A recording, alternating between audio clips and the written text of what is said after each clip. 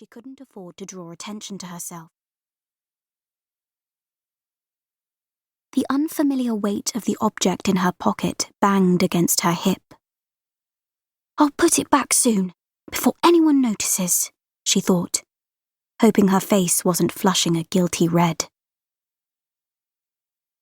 Feather hoped the changing room might be empty, and was frustrated to see her younger sister Cherry hovering by the door, looking apologetic and hugging the small, scaled shape curled in her arms. "I don't want to talk to you," said Feather, with unusual sharpness. "I'm sorry," said Cherry, with her big-eyed, sad look that was supposed to make everything all right. "I only told one person. I didn't know everyone would make such a fuss." "Well, they did," said Feather, pushing past Cherry into the changing room.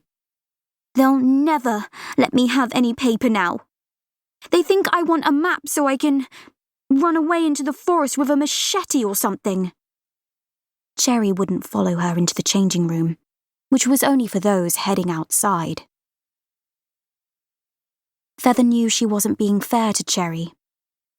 In truth, she hadn't expected everyone to react so badly to the idea of a map, either.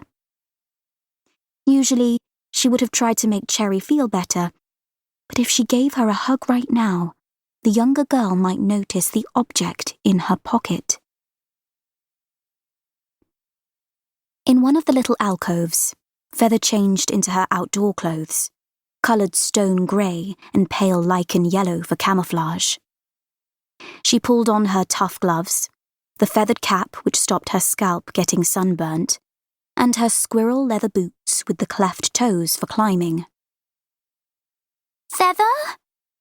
called Cherry's voice, and Feather realised with annoyed desperation that her sister was still hovering outside the door, watching her. Feather ignored her, fastening her tool belt and hanging her gather bag and climbing gear over one shoulder. She gave a whistle, and the sleepy, scaled bundle in Cherry's arms uncurled itself, revealing a neat, weasel-like snout, a long body and short legs.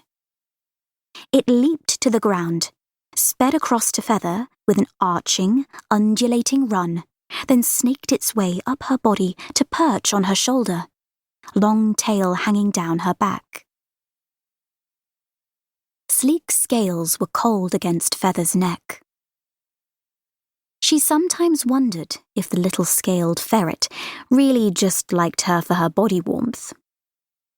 Perhaps he only saw her as his surrogate son and a food source, but she didn't hold that against him. Technically, Sleek wasn't a pet. Very few animals were allowed inside the wall, since there was always a danger that they might be enthralled to the forest's mysterious will.